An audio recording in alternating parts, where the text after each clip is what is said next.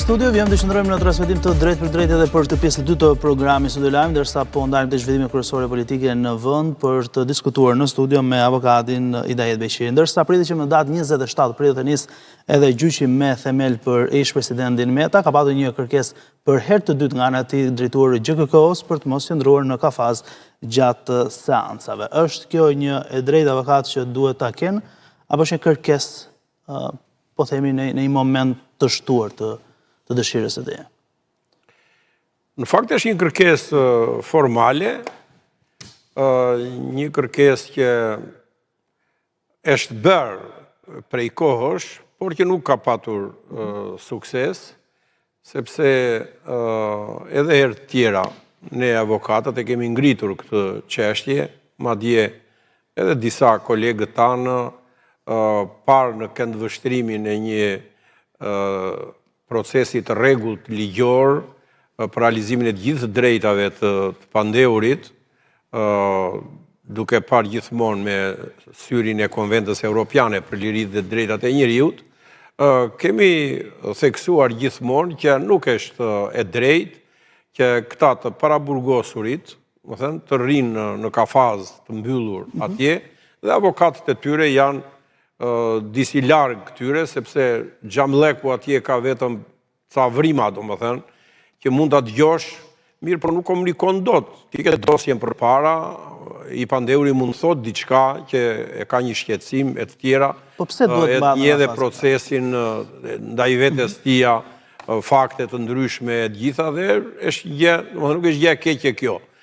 Dhe kjo që nuk janë në kafaz një pjesë e mirë të pandeurve, madje edhe me rrezikshmëri të theksuar vrasje të tjera, kjo aplikohet faktikisht, por 20 standarde ndërtohen në këtë gjykata tona. Bie fjala, po të vesh një gjykatën e apelit, këtu në Tiranë, si një gjykatë apeli kemi, nuk ka kafaz aty, vetëm një pjesë e sallave të gjyqit, 2-3 salla gjyqi kanë kafaz. Tjerat janë hapur, edhe ullet ai, edhe ai që ka bërë vrasjen, aty me avokatin e vet, ka policët e tjerë që ruajnë, edhe vazhdon procesi i rregullt. Kështu që nuk e di pse u vendos kjo praktika e këtyre kafazve. U vendos gjoja për siguri e tjera me radhë.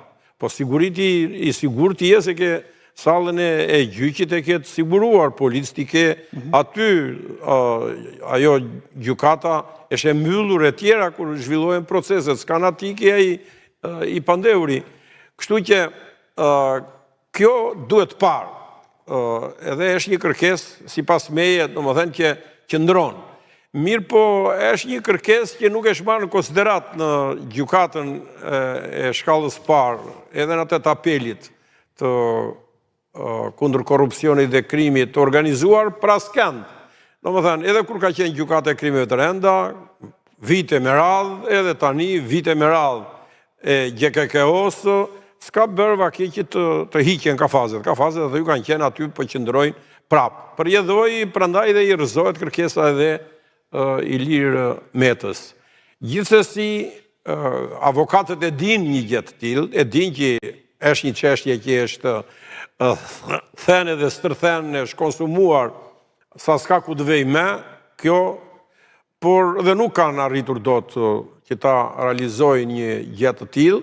Përjedhoi tashmë duket si e tepërt, sepse thuhet po mirë është 99.99% e shtetasve të Shqipërisë në këtë mënyrë janë gjykuar, edhe të tjerët me radhë para Ilir Metës, edhe ish ministra e kush kanë qenë, të gjithë në kafaz kanë qenë, kështu që nuk bëhet dot me ky dallim tash, ta bëjmë dallimin për Ilir Metën. Mirë po, me sa duket edhe avokatët për të krijuar një tymna